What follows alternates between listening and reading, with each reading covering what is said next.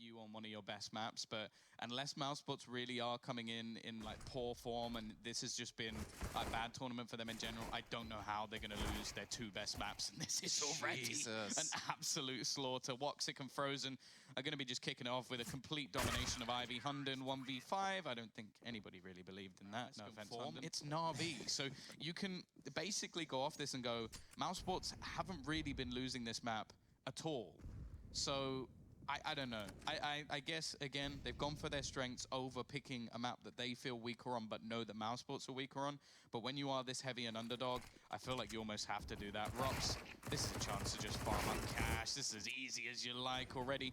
It's been a great start for basically the three main players you want to see. Acorn does have a chance to get the bomb down, but already Chris J's going to be pushing and just domes him straight away. But yeah, I think it's Frozen again. I mean, we've talked about, by the way, about how important it is to have players who can anchor out in sights. And we've seen Rops have a decent start. We talked about like Floppy as well. We saw at a Cloud9 be able to do some decent work in towards the B site. At the moment, though, they've actually lost out on Frozen.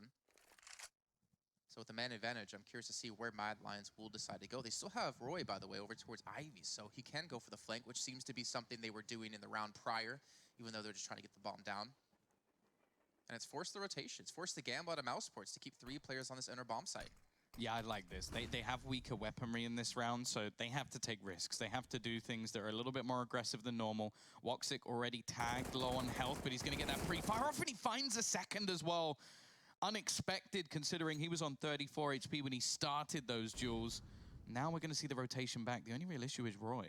He's managed to get into a pretty good position. A smart spot picked by KARRİGAN, though, so he can't be seen. The only real risk is one of his teammates being caught, and I think WOXÍC might be able to meet that fate, but KARRİGAN is able to actually find those kills nonetheless. Oh, what? Save a little bit of extra money. I have to say that in terms of this Mad Lions team, there is a lot of talent that could step up. I think WOXÍC needs to have a worldy game. I think he's the man on this roster that I look to that can be that tier 1 level player. Like, I think he's up there. Very strong individual. Also, Acor as well. Like, he's not the flashiest AWPer in the world, but he's going to be the man consistently hitting shots. And especially on the CT side, it's going to be fairly important that he's able to do that. But for now, another round where an inherent advantage is shown for Mousesports, not only now in the numbers, in the weaponry, and also, oh, really, WOXÍC? Oh, he's going to get the knife. That's so much extra cash as well. $1,500. He's sat on 7. And again, look at the way Mousesports are defending this. They have 2 players in sight. They technically have Chris J, who's going to be getting in towards the back as well. They have a player in connectors who can easily rotate in if they need Unfrozen. They've got the read, they've got the stack, and Mad Lions are walking right into a trap. They've got to clear Rops. That's basically the most important player. Already hits a headshot on a falling, but nice work from Roy. He's going to get 2 entries into the site. Chris J already on spot, but he goes down to Shush as well. And leaving Frozen to try and trade things back. He does a lot of damage onto Acor after finding the frag. KARRİGAN also just lurking around this angle, goes for the peek and evens it up, but takes a hell of a lot of damage. I don't think Hunden had any idea that Frozen was that close, and now Acor left into a 1 versus 2. KARRİGAN desperately low on HP. They do have a kit available to them. A smoke even going to go down onto the bomb, and Frozen basically has to hold this. Nice work from Acor to get the first, but he sprays through the flashbang, leaves him blind, and it's going to be and to just hold down that site, but then they lose all their players, getting a little bit too far pushed up. So unfortunate for Mad Lions to not be able to convert that into a round, and now Shush is going to be pushed out of this position. He's going to follow the KARRÍGAN, just had his number read perfectly, and Mousesports now back with a man up. Yeah, that is the power of sound cues. Ooh. Although that's the power of the SG. Acor going to rip off KARRÍGAN's head. They've got to deal, of course, with this double AWP setup. We know how powerful both WOXÍC and Chris J can be, but WOXÍC is going to get his first kill onto the board by countering Chris J. They've still got to worry about how aggressive Frozen is, and Rops will catch Hunden again in a fairly aggressive position. The bomb going to be down. Acor, I think he realizes that somebody's around this corner, but there's absolutely nothing he can do about it. Rops tournament alone, smokes don't really mean a whole lot. Now Chris J's waiting to receive with KARRÍGAN there to assist. And well, KARRÍGAN just knocks them both down as a flashbang perfectly sets that up. And honestly, if Mousesports continue to play like this is probably going to be a very quick match. They're looking just so good. Everyone's hitting their shots. They're getting the perfect reads, having the stacks exactly where they need them. And Mad Lions, they need to figure out what they can do here because they need to stop this rot. They need to start picking up some rounds. And I understand it's T side of the train, but 15-0.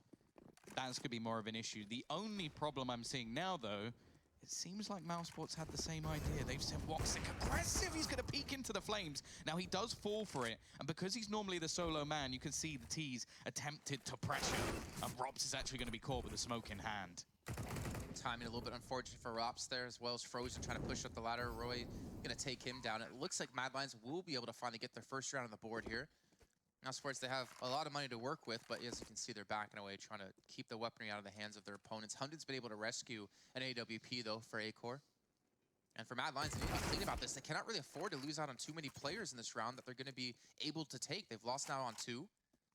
Can't really knock Roy too hard because he was obviously flanking around from behind like that, but now you need to not die to Chris J here. I think once you go down to having 3 players, you shouldn't have sent any more. Like, yeah. I think if you're on 4, you lose 1, you can kind of go, okay, we're still making a little bit of money. The value of taking these weapons away, it's not bad, but you have to remember how many rounds in a row Mousesports have won, and they haven't been particularly contested.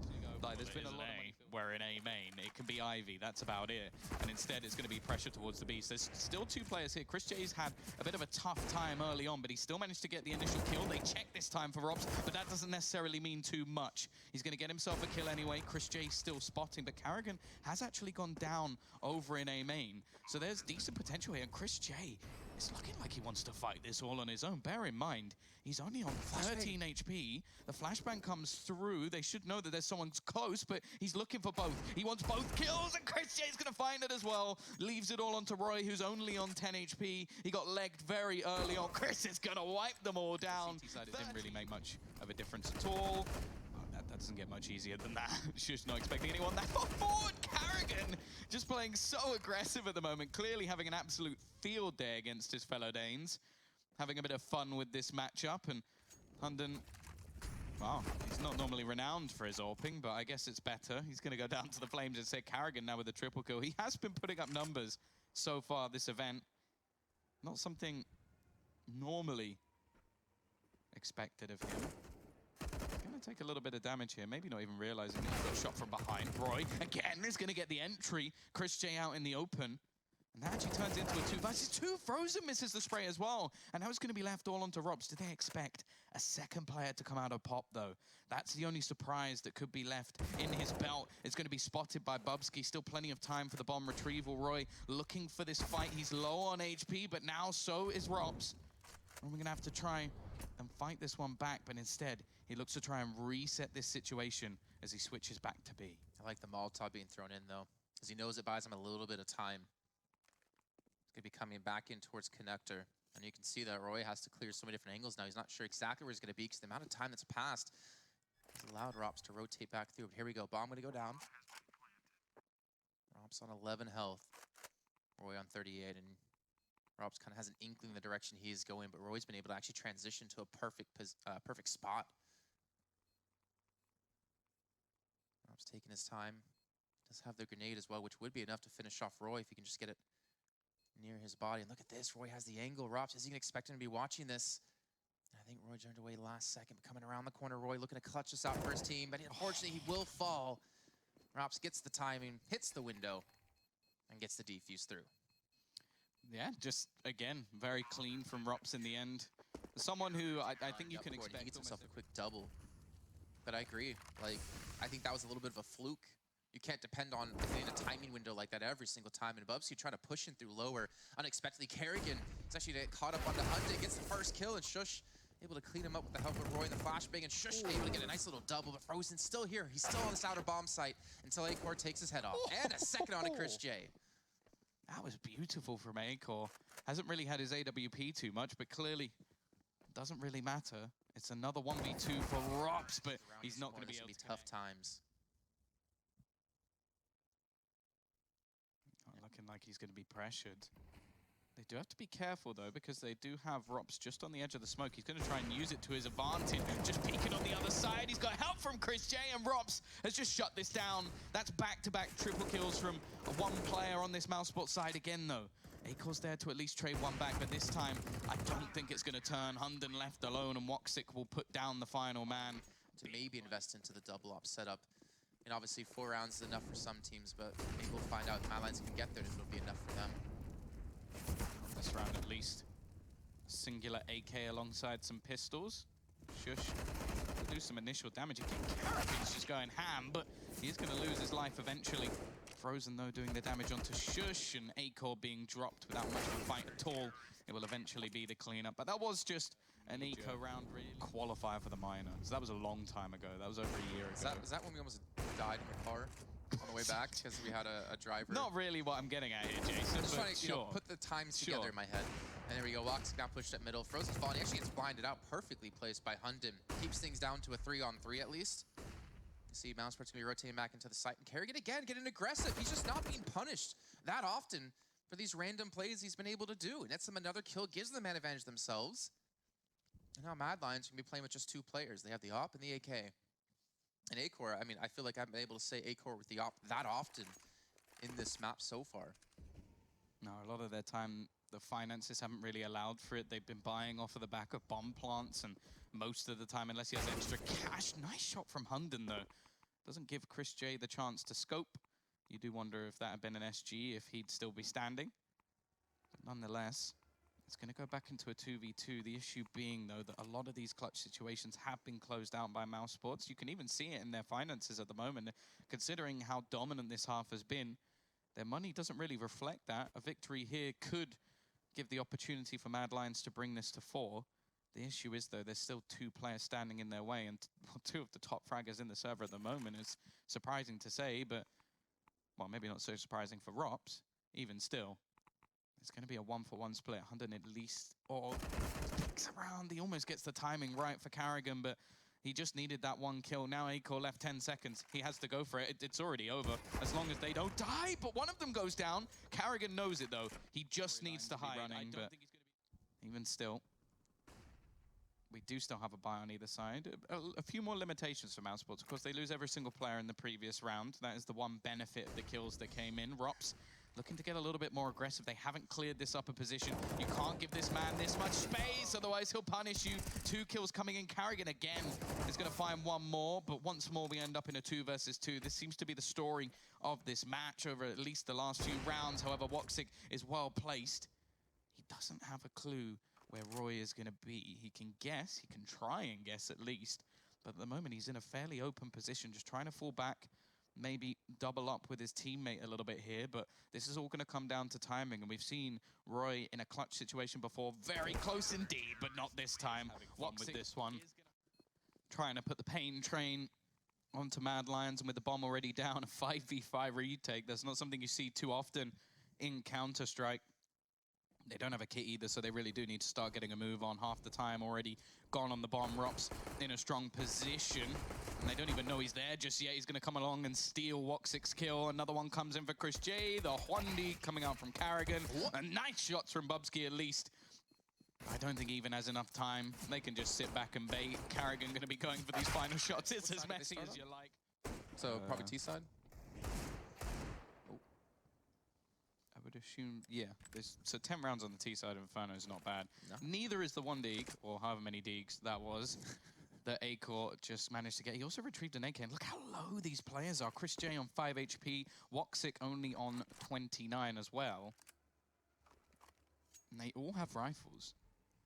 Now, they didn't take any risks in this round. They just wanted to try and end this map as quickly as possible. Instead, there's now an opportunity for some weaponry to be handed over to Mad Lions. They could come out of this round with 5 rifles, I know. Shocking, Jason.